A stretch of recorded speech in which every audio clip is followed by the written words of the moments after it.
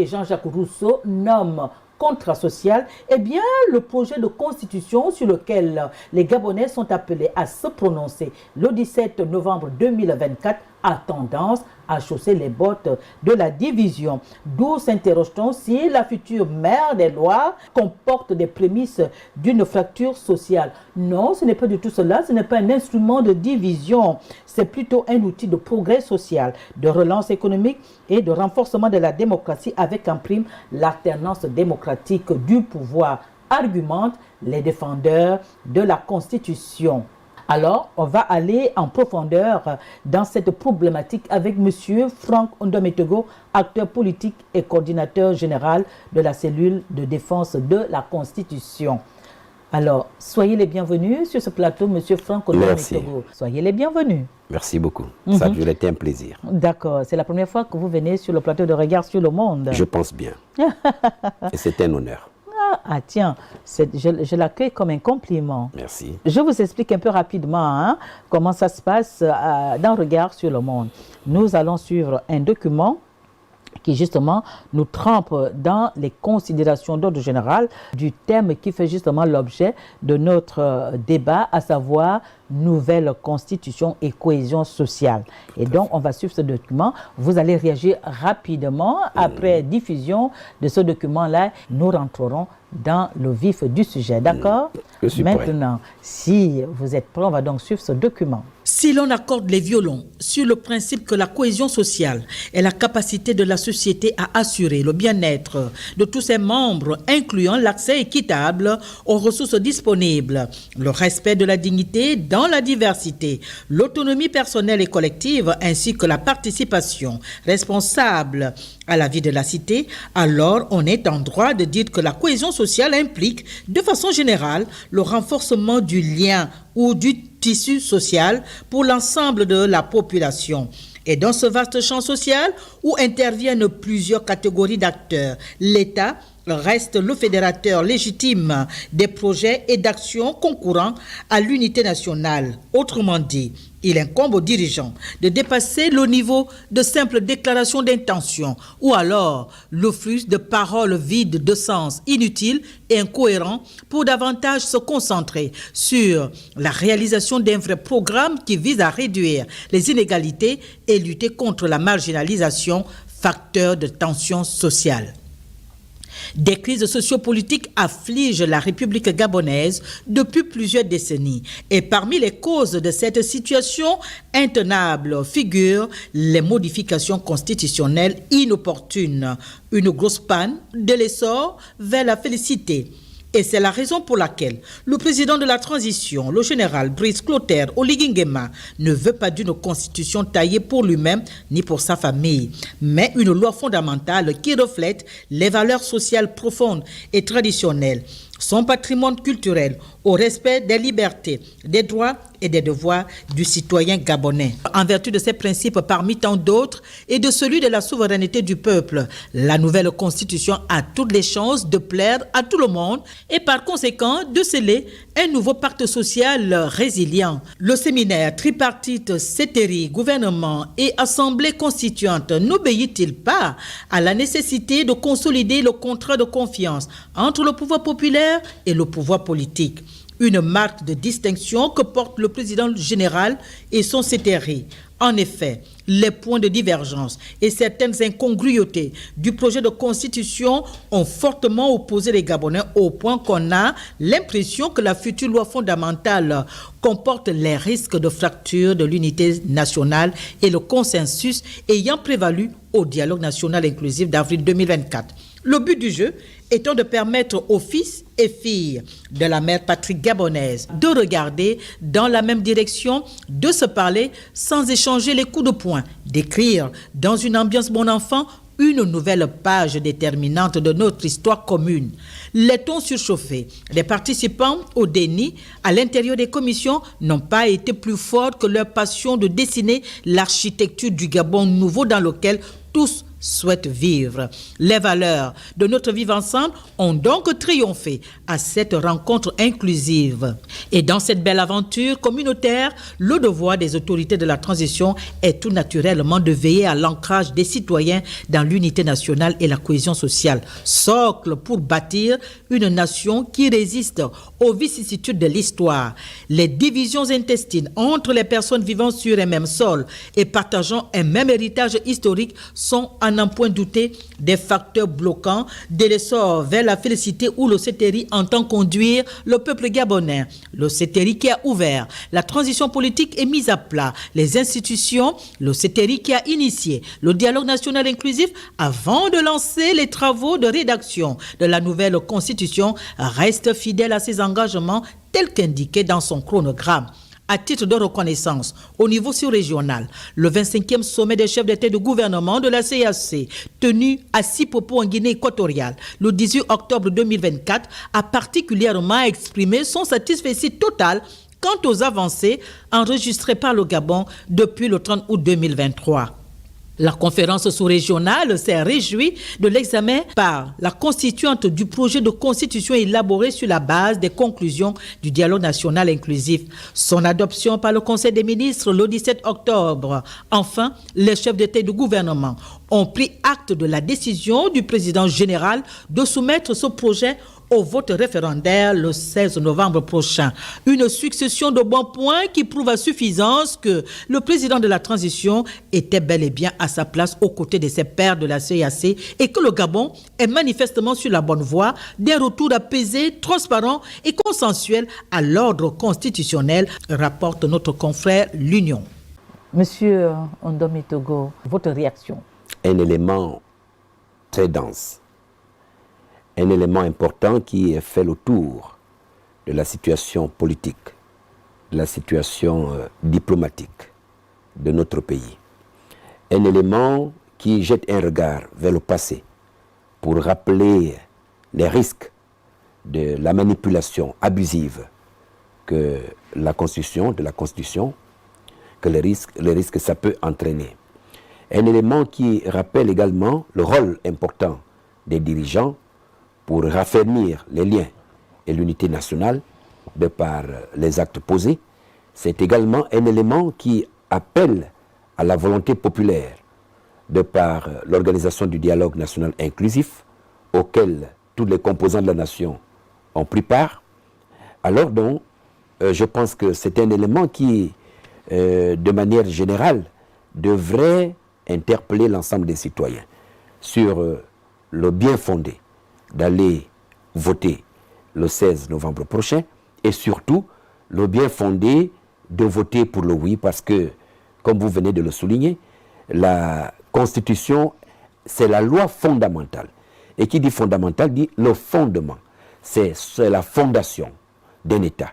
C'est sur cette fondation que la nation, que la République, que l'État doit reposer.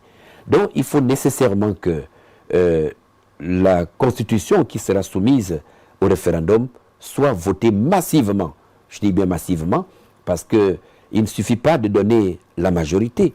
Il peut y avoir une majorité biaisée. Bien sûr. Ce que nous attendons du peuple gabonais, c'est de réserver à cette Constitution un accueil chaleureux qui traduit l'engouement qu'ils ont manifesté le 30 août 2023. Donc, il faut voter le oui. Et je pense que l'élément a tout dit parce qu'il a présenté effectivement les enjeux de cette Constitution pour lesquels les Gabonais sont très, très attendus. D'accord. Alors donc, vous êtes coordinateur général de la cellule de défense de la Constitution. Bien. Alors, vous défendez la Constitution dans sa globalité, puisque vous animez beaucoup de causeries ces derniers temps, et avec le message que vous défendez la Constitution dans sa globalité, alors sans regarder le contenu. Alors, moi, ma question est la suivante, quels sont vos arguments et qu'est-ce qui justifie une telle position? Comment défendre l'ossature d'un texte sans aller dans le fond de la texture même? Bon. Alors, nous ne disons pas que nous ne défendons pas la Constitution dans ses détails. Non, ce n'est pas exclusivement dans sa globalité. Bon, d'abord, qu'est-ce que vous entendez par défendre Nous défendons la Constitution sous deux angles. Il faut d'abord faire peut-être un rappel de la création de cette plateforme qui n'est pas une association, c'est un regroupement de hauts cadres, un regroupement d'hommes politiques, de chercheurs, de constitutionnalistes, qui, en observant que certains compatriotes sillonnaient les ménages pour demander aux populations, et d'ailleurs ça continue, pour demander aux populations de voter le non, ce n'est que par rapport à cela que certains nombres de cadres se sont réunis et en même temps, se fondant sur l'appel que le président a lancé lorsqu'il a tenu son discours à Tchibanga, à savoir qu'il est vilipendé par un certain nombre de compatriotes, mais qu'il observe un silence, un mutisme qui ne dit pas son nom. C'est fort de tout cela que les cadres se sont retrouvés et nous avons dit qu'il fallait que nous réagissions. Nous avons commencé par une conférence de presse à l'hôtel de ville de Libreville. Autour de cette conférence de presse, nous avons indiqué clairement quelle était notre démarche. La démarche était donc de défendre la Constitution et de la promouvoir. Promouvoir, ça voudrait dire présenter au public, à tous ceux qui nous reçoivent, le bien fondé de cette Constitution, aussi bien dans sa globalité que par rapport aux dispositions qui étaient querellées par ceux-là qui sillonnaient les quartiers. Défendre également, c'est pour éviter que l'action nocive de ceux-là qui sillonnaient les quartiers ne porte. Et nous avons effectivement mené de grandes actions, aussi bien à travers les médias que sur le terrain. Et vous-même, vous pouvez remarquer, depuis que nous sommes sortis, plus personne ne vient parler du non. Mais nous savons qu'ils continuent à sillonner les quartiers, parce que nous avons tous les mêmes parents, les Gabonais ne sont pas nombreux. Donc, nous entendons continuer notre action dans l'intérêt, n'est-ce pas, de faire en sorte que la Constitution soit votée. Mais pour venir maintenant à votre question, nous défendons la Constitution sous deux angles. Dans sa globalité, comme je l'ai toujours dit, mais également dans ses détails, en fonction des dispositions pour lesquelles certains de nos compatriotes sont en train de hausser le ton pour voter le non. Dans sa globalité, nous avons des raisons qui nous amènent à dire votons la Constitution, même si vous ne l'avez pas encore lue. Et là encore, très peu de gens la lisent. Alors donc, dans sa globalité, nous avons notre pays qui est dans une situation de transition. Et comme vous le savez, la transition, c'est une période très sensible, très délicate, qui ne rassure pas les bailleurs de fonds. Et à cause de ça, le Gabon n'est pas totalement éligible auprès de certains bailleurs de fonds. Et comme vous savez, aucun pays ne peut vivre en vase clos. C'est l'argent qui fait développer le pays. Les routes, les hôpitaux et tout ce que le président réalise, il réalise avec les fonds. Il faudrait donc que nous rétablissions la confiance avec les bailleurs de fonds en sortant de la transition. Et l'on ne peut sortir de la transition qu'en votant la Constitution. Nous avons un autre aspect important, c'est celui lié aux sanctions à l'international. En dehors de la CEMAC qui a levé ses sanctions, nous avons l'Union africaine et bien d'autres communautés qui font qu'aujourd'hui, le Gabon n'a pas totalement sa place aux côtés des autres pays. Donc, il faudrait que nous sortions de la transition en votant la Constitution pour pouvoir permettre à notre pays de retrouver sa place au sein de la communauté internationale. D'autres raisons aussi nombreuses. Mettre un terme à la transition nous amène à voter la Constitution. Donc, rester sans voter la Constitution, automatiquement, voudrait dire proroger la charte de la transition, donc proroger la transition. Mais un autre élément également important qu'il faut soulever, c'est que le contribuable a dégagé beaucoup d'argent pour ce processus. En commençant par le dialogue national, où nous avons parlé de 3 milliards, nous avons le comité national constitutionnel qui a coûté de l'argent, nous allons avoir une élection, le référendum, tout cela c'est de l'argent, énormément d'argent, que le contribuable met à la disposition de la mise en place de la Constitution. Cet argent ne peut pas être jeté comme ça. L'objectif visé dans la dépense de ces deniers publics, c'est de doter notre pays d'une Constitution. Et ne pas voter la Constitution, ça voudrait dire que cet argent n'aurait servi à rien du tout. Or, c'est un investissement. Il faudrait donc nécessairement que nous votions là. Vous voyez qu'en évoquant tous ces aspects, on ne regarde pas le contenu de la Constitution, mais la nécessité pour notre pays de disposer d'un fondement, parce que la Constitution, c'est le règlement intérieur de l'État. C'est l'acte de naissance d'un État. Il nous faut nécessairement avoir la Constitution. Maintenant, sous un autre angle, nous analysons la Constitution par rapport aux récriminations que les uns et les autres font ou faisaient. Parce que je me dis, depuis que la Constitution nouvelle a été mise en surface, on n'entend que très peu de chants de cloche. Donc ça voudrait dire que nous défendons certains aspects qui ont été évoqués par certains de nos compatriotes, demandant aux Gabonais de ne pas aller voter. Je prends le cas de la suppression du poste de Premier ministre. Ça a été l'un des aspects. Supprimer le poste de Premier ministre, ce n'est pas anodin. Mais il faut rappeler que les dispositions de cette Constitution viennent des résolutions du dialogue national. Et le dialogue national a été un grand rassemblement de tous les Gabonais à travers leurs différentes représentations.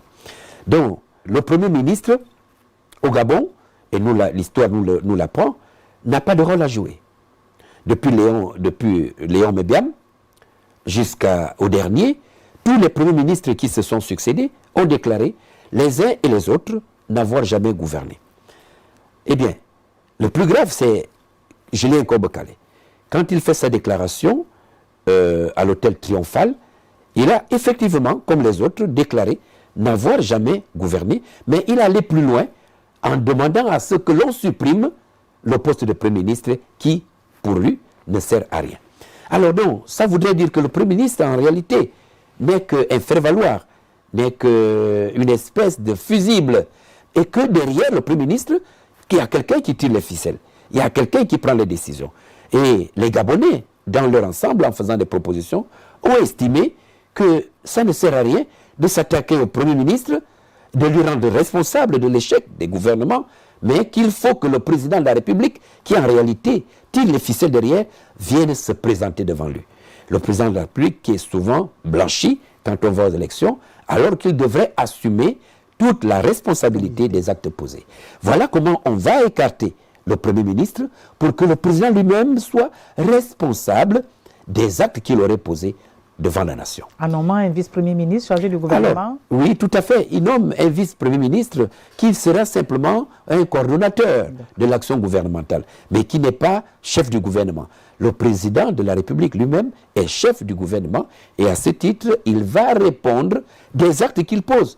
S'il pose des actes positifs, comme est en train de le faire Brice Clotaire Oligui-Nguema, eh bien, il récoltera les bienfaits, la bénédiction du peuple. Mais si, par malheur, il pose des actes qui entravent le bien-être, la sécurité, il sera sanctionné. Et il sera tout de suite sanctionné par le vote négatif des pouvoir populaire. Par le pouvoir populaire, qui a la souveraineté. Ils vont la lui refuser. Voilà où nous allons. Et ça, c'est des aspects que les partisans du non ne développent pas. Et partout où nous sommes partis, nous avons présenté la situation et nous avons été acclamés. Parce que c'est des aspects dissimulés. D'accord. Mais en fait, quand on suit un peu les partisans du non, ils évoquent justement un certain nombre d'articles querellés, ils notent des éléments rédhibitoires. Effectivement. Et voilà. Est-ce que leur nom n'est pas justifié pour dire que, bon, puisque la Constitution, c'est l'acte de fondement d'un nouveau Gabon dans lequel nous souhaitons vivre en bon état, alors comment on peut, au moment où nous dessinons cette architecture, nous avons encore des chevrons, des plantes, des briques qui ne tiennent pas debout. Bon, est-ce qu'ils n'ont pas raison? Je pense que le Gabon est un pays de liberté. La liberté d'expression. La liberté pour chaque citoyen de traduire ses idées. C'est tout à fait normal. Ils ont opté de demander le vote du non. C'est tout à fait légitime. D'ailleurs, pendant le scrutin du référendum, il y a bel et bien un bulletin non et un bulletin oui. Ça veut dire que dans l'esprit du législateur, il y a déjà cette position du non qui existe. C'est tout à fait normal. Mais maintenant, lorsqu'il va falloir demander à voter le non, il faut le justifier. Il faut le justifier. Mais il n'arrive pas totalement à justifier le non sur certaines dispositions. Et en même temps, il demande à voter le non sans dire ce qui est positif dans le texte. Et ce n'est pas un comportement responsable. Autant tu peux trouver dans la loi en question des dispositions qui peuvent entraver tes tes appréhensions personnelles. Autant tu peux également y retrouver d'autres dispositions qui, n'est-ce pas, satisfont. Et tout à fait normal que tu les présentes aussi. Vous n'allez pas seulement présenter ce qui ne vous arrange pas, et puis ce qui est positif, vous mettez ça sous les tailloirs. Voilà un comportement que nous avons également dénoncé. Mais c'est à juste titre qu'ils se sont positionnés pour le non. C'est leur droit absolu. Mais nous disons, vous dites non, mais il faut dire réellement quelles sont les motivations qui vous amènent à dire non. Beaucoup d'entre eux ne disent pas la réalité. Ils font un débat purement juridique. Parfois, c'est un débat purement politique qui est dissimulé. Je développe. Certains d'entre eux parlent du régime. Ils parlent du régime. Le président est tout suprême, il est tout puissant. Non, le président, parce qu'il transpose les réalités d'une autre société, les réalités d'autres constitutions au Gabon. Vous vous inspirez des États-Unis. Les États-Unis ont une vieille démocratie. Les États-Unis ont d'autres réalités que nous ne connaissons pas ici. Donc, nous mettons en place une constitution qui tire son essence des réalités du peuple gabonais, du vécu des Gabonais. Et on ne peut pas condamner ceux qui ont écrit la transition d'avoir pris en considération certaines résolutions des Gabonais pour lesquelles ils sont très attachés. Il s'agit des spécificités de notre pays, des spécificités de notre nation. Donc le code, plutôt la constitution gabonaise, doit être en adéquation avec les réalités du peuple gabonais. Il faut mettre le texte dans son contexte. D'accord. Alors, je rebondis encore. Lorsque vous défendez la Constitution dans sa globalité, est-ce que c'est judicieux de le faire sans aller au fond justement de la texture même? Alors, lorsque nous défendons dans sa globalité, c'est tout à fait légitime. Un pays ne peut pas vivre sans loi fondamentale. Rien qu'à cause de ça, il nous faut la Constitution. Vous ne pouvez pas construire une maison sans fondation. Le fondement d'un État, c'est la Constitution. Quelle que soit sa coloration, il nous faut une Constitution. C'est d'abord ça. Donc, au-delà du contenu, au-delà des dispositions qui peuvent diviser les uns et les autres, la réalité est telle qu'il nous faut une Constitution. Après, maintenant, on arrange, on améliore. Et c'est ce travail qui a été fait. Vous allez vous rendre compte que dans la mouture finale, qui va être soumise à la censure du peuple gabonais, il y a eu un travail important. Et c'est ce que nous avons dit. Nous sommes encore au laboratoire. La Constitution est en train d'être construite. Il ne faut pas la condamner. On ne condamne pas un bébé qui est encore dans le ventre. Attendez qu'il naisse. À partir de ce moment-là, vous pourriez le juger. C'est ce que nous avons apporté comme information. Dire que vous ne pouvez pas dire que la Constitution elle est mal taillée, c'est un laboratoire qui obéit à plusieurs étapes. Aujourd'hui, de 194 articles au départ, nous sommes à 173. Ça veut dire qu'il y a 21 articles qui ont été soit réaménagés, soit écartés. Un travail a été fait. C'est pour cela que nous disions à ceux qui se sont pressés de condamner la Constitution pour dire non, vous allez trop vite en besogne. Vous savez, ce sont les partisans du non qui ont été les premiers à prendre le terrain. Nous sommes venus en contre-attaque pour rétablir la vérité. Et c'est cela que nous avons demandé.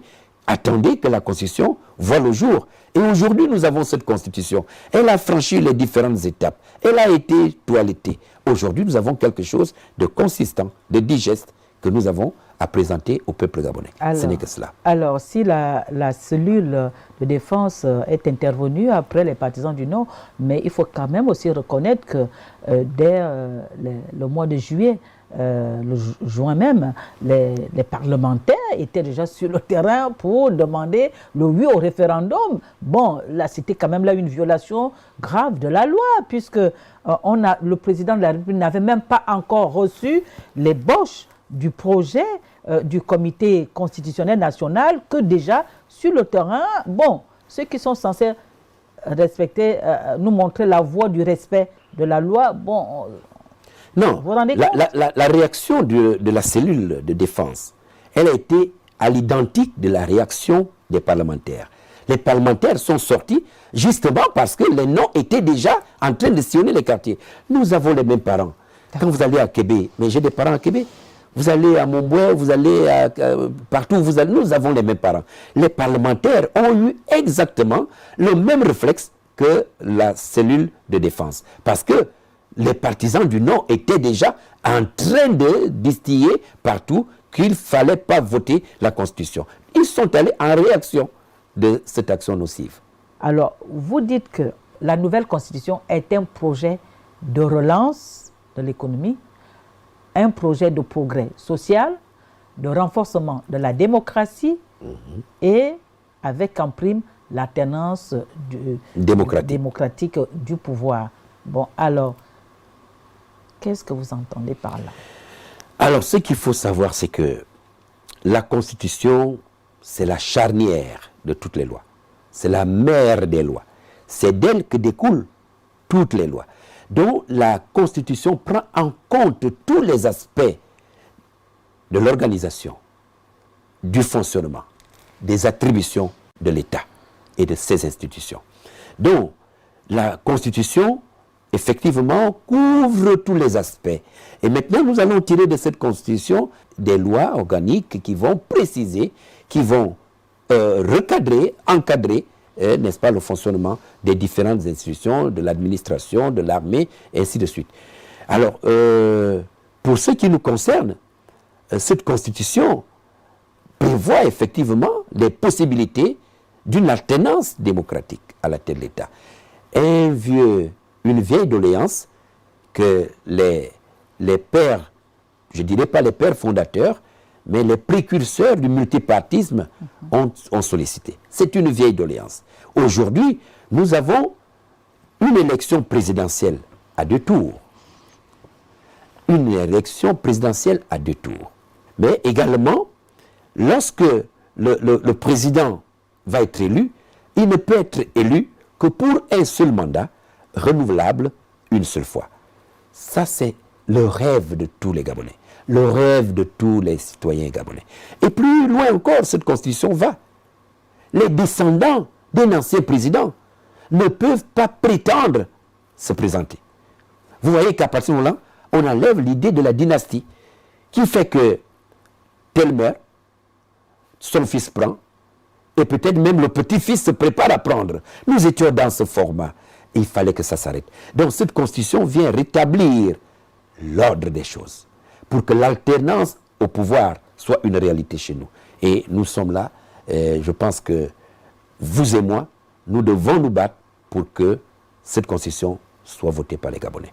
Parce qu'elle porte les germes d'une véritable démocratie, les germes de l'éclosion d'un Gabon nouveau. Nous partirons d'une république à une autre à travers cette Constitution. Il faudrait qu'il y ait de grandes innovations.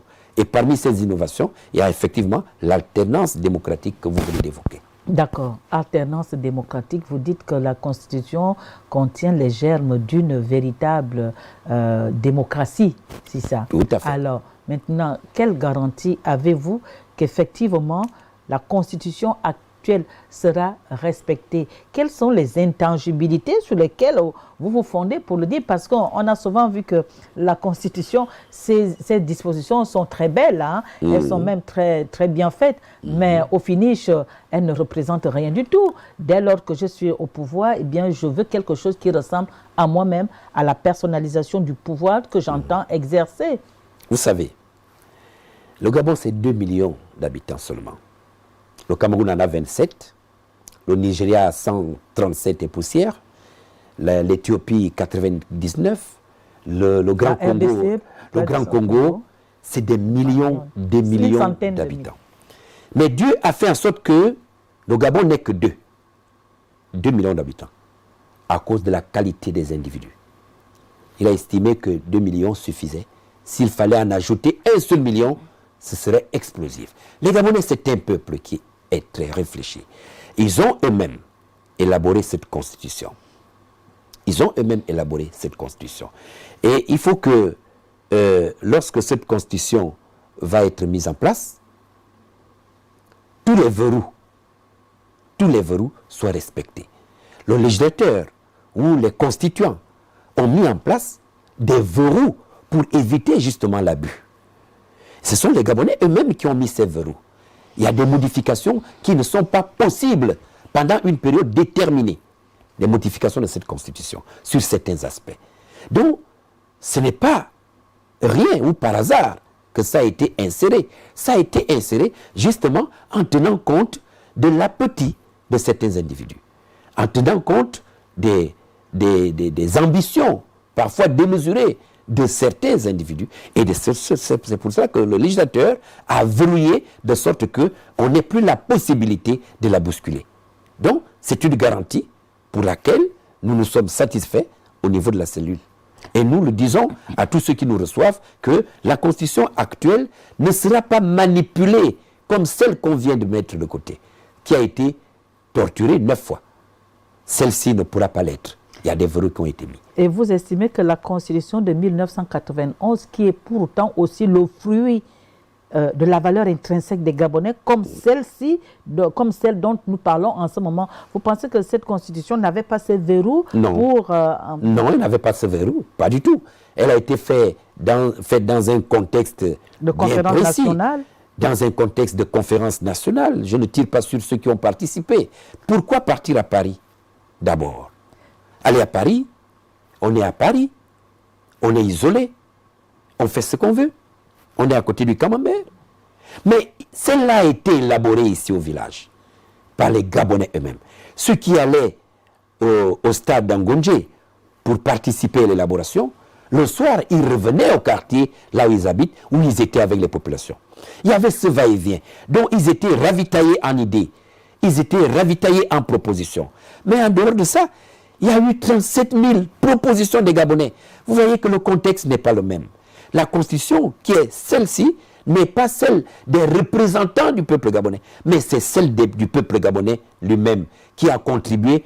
La diaspora a écrit dans cette constitution. Nous voyons bien la place qu'ils occupent là-dedans. Pourtant, ils étaient à Paris. Donc, cette constitution, elle est différente de celle dont nous parlons, qui a été conçue à 6000 km d'ici par un groupe de Gabonais. Bien, on ne les condamne pas. Ça relève d'une époque.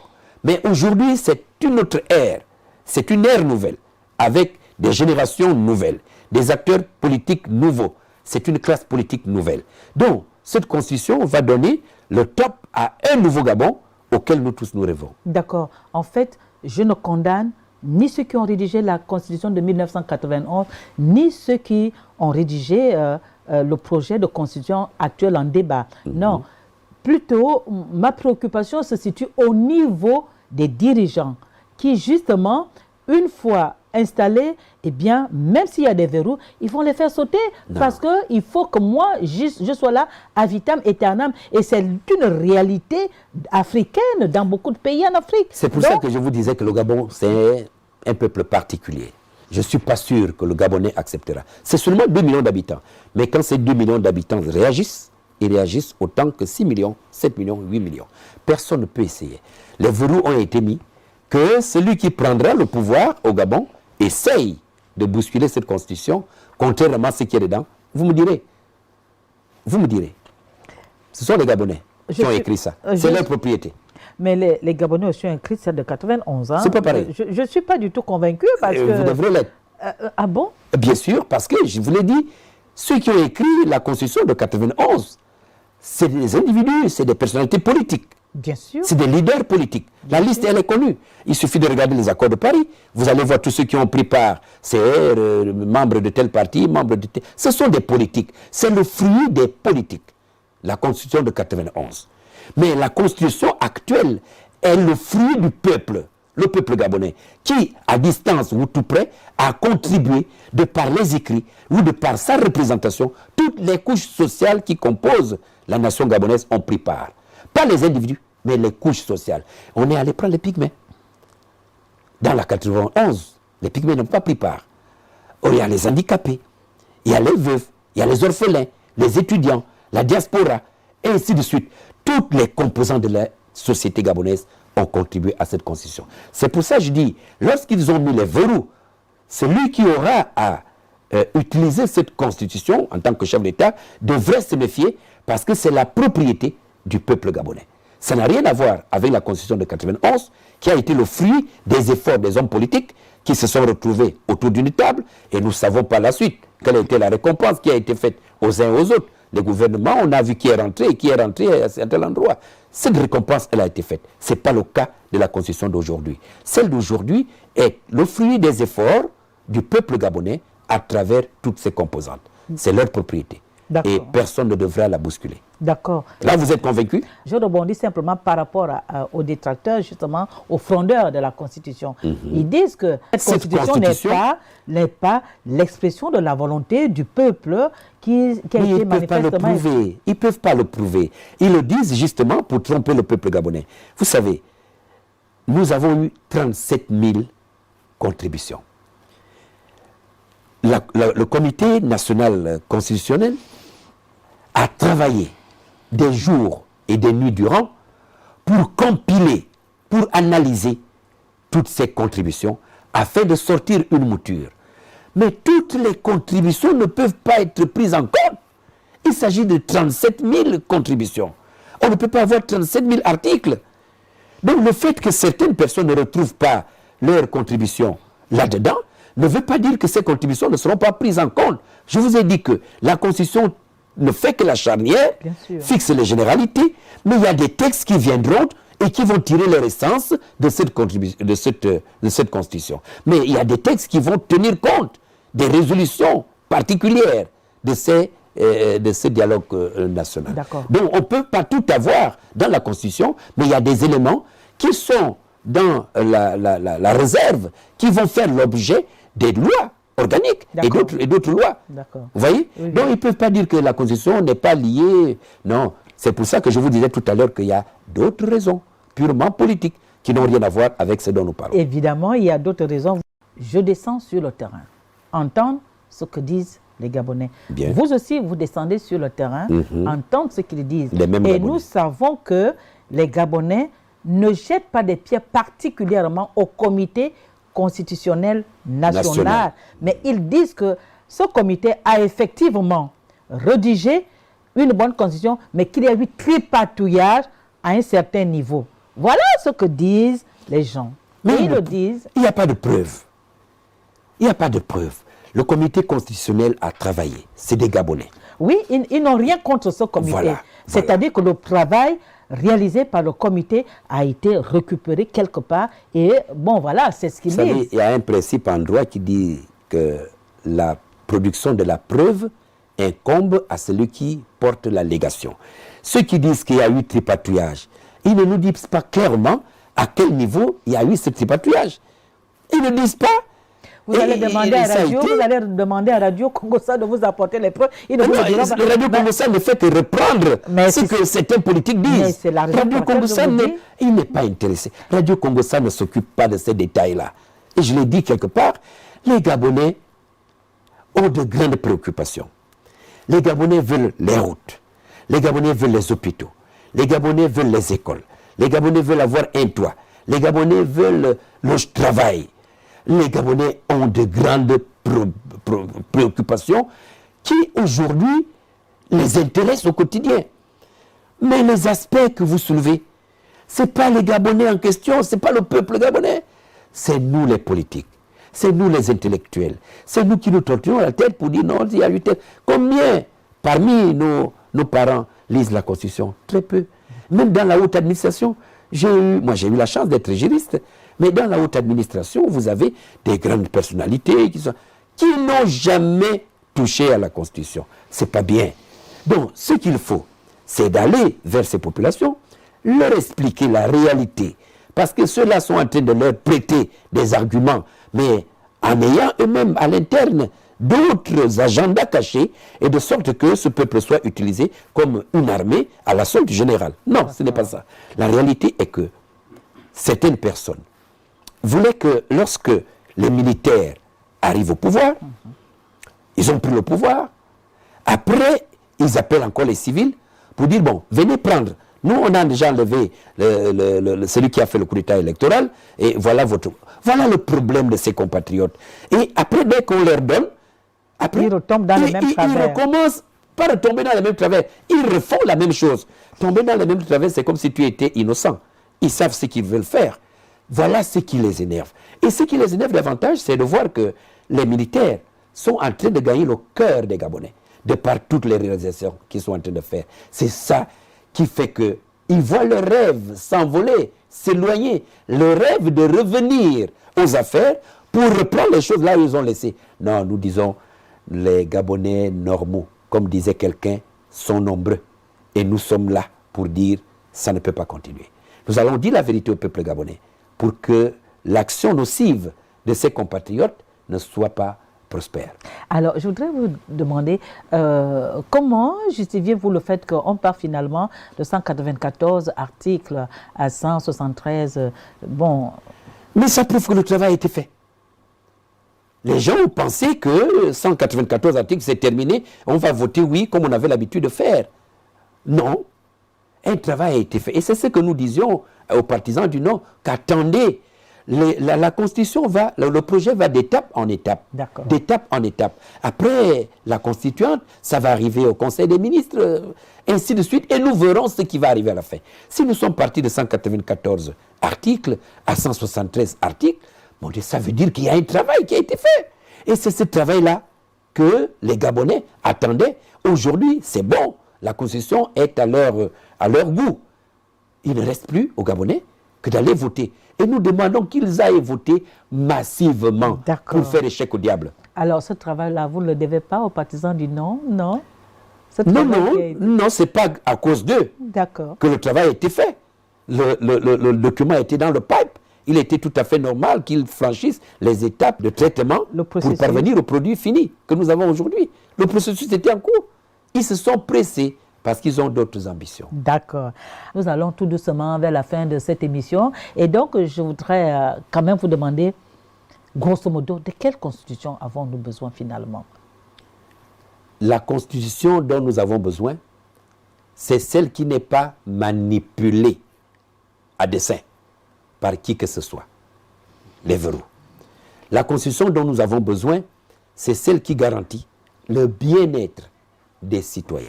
C'est celle qui donne aux citoyens gabonais sa souveraineté. Celle qui garantit, qui donne aux citoyens gabonais la possibilité de prendre lui-même son destin en main. Et ça, dans cette constitution, vous allez voir des aspects qui font que les Gabonais aujourd'hui sont fiers d'être Gabonais. Il fut un temps, on avait honte. Bien sûr. Parce que on n'était pas sûr que le Gabon nous appartenait encore. Nous avions déjà à la manœuvre des personnes qui, à un moment donné, se disent Gabonais et puis, dans d'autres conditions, peuvent se présenter comme étant d'une autre nationalité. C'est des situations que la Constitution vient régler pour remettre le Gabon dans les mains des Gabonais, pour donner aux citoyens gabonais sa dignité.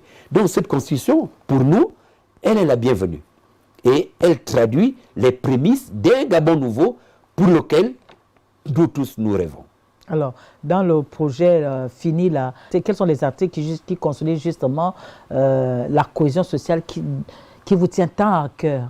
Eh ben, je ne vous citerai pas article par article, mais vous verrez que dans la Constitution, il y a certainement, vous verrez l'article... Attendez, j'ai la Constitution, je vais ouvrir. Oui, regardez, vous allez voir que l'intégrité, la solidarité, la cohésion ont une place importante dans les valeurs. Nous avons suffisamment discuté de la Constitution. Alors, nous allons revenir profondément au thème, c'est-à-dire nouvelle Constitution et cohésion sociale. Et donc, je vais lire ici l'article 3. La souveraineté nationale appartient au peuple qui l'exerce directement par le référendum ou par l'élection, selon le principe de la démocratie plurielle et directement et indirectement par institution constitutionnelle. Aucune section du peuple, aucun groupe, aucun individu ne peut s'attribuer l'exercice de la souveraineté nationale ni entraver le fonctionnement régulier des institutions de la République. Vous voyez, c'est les garanties. Il n'y a pas autre chose. C'est des garanties que la Constitution vient donner. La souveraineté appartient aux Gabonais. C'est le Gabonais lui-même qui doit choisir ses dirigeants. C'est ce qui est dit là-dedans. Personne ne peut s'autoproclamer ou se dire détenteur de la souveraineté. Elle est populaire. Donc, c'est le pouvoir du peuple, pour le peuple, par le peuple. C'est de ça qu'il s'agit là. Donc, désormais, le Gabonais lui-même a la possibilité de choisir son président. Et c'est pour ça que je vous indiquais tout à l'heure les possibilités d'alternance qui sont déjà garanties. C'est ça là. D'accord. Et c'est repris dans l'article 9, la République gabonaise affirme les valeurs suivantes. Je vous passe tout le reste. Les valeurs. La solidarité, l'éthique, le partage, le pardon et la réconciliation. Le respect et les bonnes mœurs, le patriotisme, la loyauté, la probité, la justice, l'impartialité, la dignité. Ça, ce sont des valeurs importantes qui ont été insérées. La solidarité, la valeur de solidarité. Il faudrait que le peuple gabonais soient solidaires entre eux-mêmes. Parce que ça fragilise également la nation. Le fait que les Gabonais, entre eux-mêmes, se regardent en chaîne de faïence, les Gabonais ne parlent plus d'une même voix, les Gabonais ne regardent plus dans la même direction, mais à partir de cet instant, nous fragilisons notre pays, nous fragilisons nos sociétés, et les étrangers profitent de cela. D'autres personnes profitent de cela. Donc il faudrait que le peuple soit soudé, que le peuple soit uni, que ça reflète la nation. La nation, c'est un tout, c'est un bloc. Donc la solidarité, elle est consacrée parmi les valeurs que la Constitution vient défendre. Que tous les Gabonais le comprennent, que ça ne sert à rien. Nous devons avoir, comme toute société, des petits clivages, mais à un moment donné, on doit ressentir la fibre nationale. Lorsque les Panthères jouent, mais tous les Gabonais sont là au stade. C'est ça la cohésion. Et c'est cette cohésion qui doit s'exprimer partout, à chaque fois que notre pays est en danger, politiquement, économiquement, socialement, culturellement. Nous devons manifester une solidarité, une cohésion. Et la Constitution en question vient renforcer ces valeurs. Alors, les critères de nomination ou d'élection du président de la République, des membres du gouvernement, ont fortement opposé les Gabonais. Ça a été allégé. D'aucuns ont pensé que la Constitution actuelle fait dans la xénophobie parce qu'elle écarte un certain nombre de compatriotes. Non, pas du tout. Nous avons subi une situation inoubliable où le pouvoir était dans les mains des individus qui avaient des pays de rechange. Des étrangers, la légion étrangère, il faut le dire. Alors, c'est la légion étrangère. À partir de ce moment, le Gabonais était étranger chez lui. Bien sûr. Le Gabonais était étranger chez lui. Donc aujourd'hui, ça a été allégé. Si vous regardez l'article 3, tout citoyen peut être candidat, sous le respect des conditions établies par la loi. Donc c'est déjà la première des choses. Maintenant, les critères qui sont établis, ce n'est plus qu'il faut être père et mère gabonais, non, c'est il faut avoir un parent qui soit gabonais. Donc à partir de ce moment-là, même si toi, jadis, tu veux être candidat, tu as un papa qui est togolais, mais si tu as une mère qui est gabonaise, tu es éligible. Tu es éligible. Ceux qui ont la double nationalité, on ne les exclut pas. Mais on demande simplement de renoncer à la nationalité étrangère pour ne garder que la nationalité gabonaise. Ça là, c'est mal. Pas du tout. Parce que simplement, on évite que quelqu'un demain vienne dire « je ne suis pas gabonais » quand il sait que la situation est catastrophique. Je ne suis plus gabonais. Et on va voir l'Union européenne qui revendique qu'on libère son compatriote. C'est quoi cette histoire-là?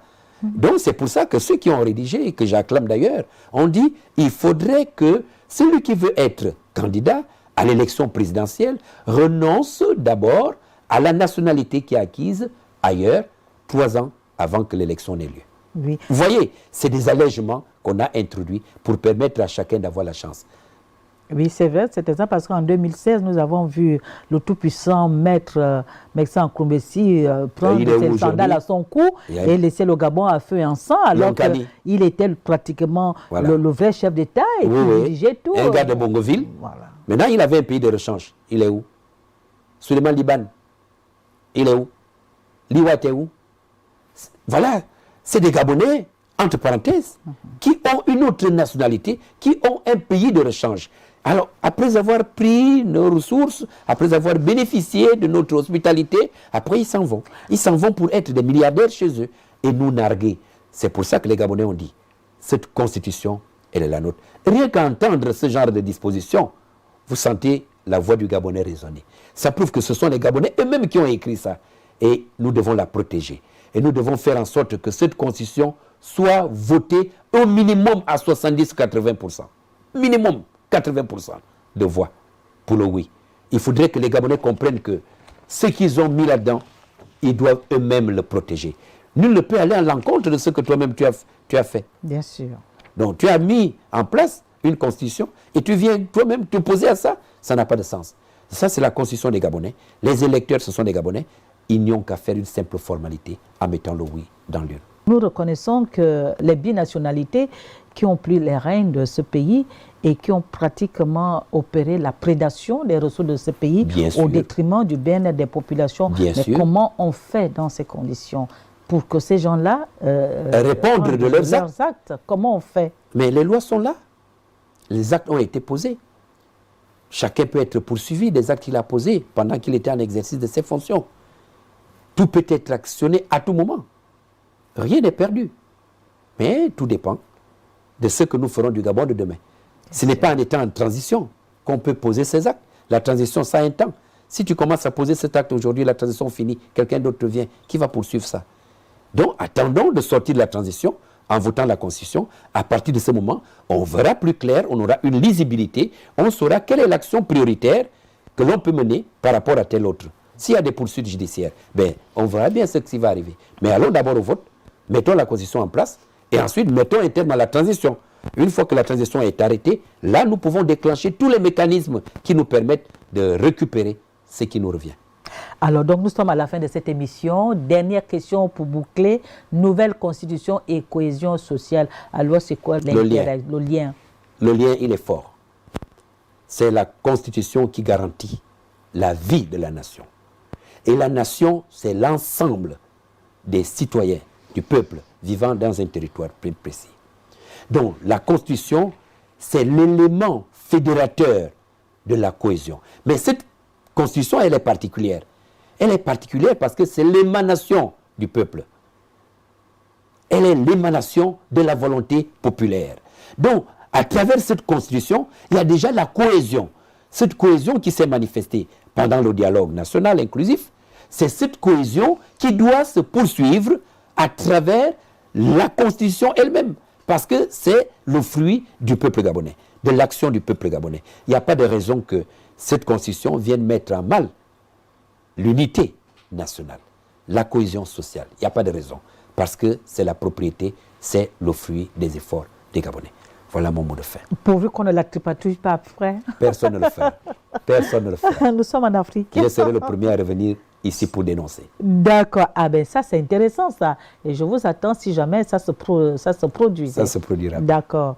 Alors, merci, M. Franco Dometogo, qui est donc acteur politique et coordinateur général de la cellule de défense de la Constitution. Merci. Eh bien, merci pour toutes ces éclairages.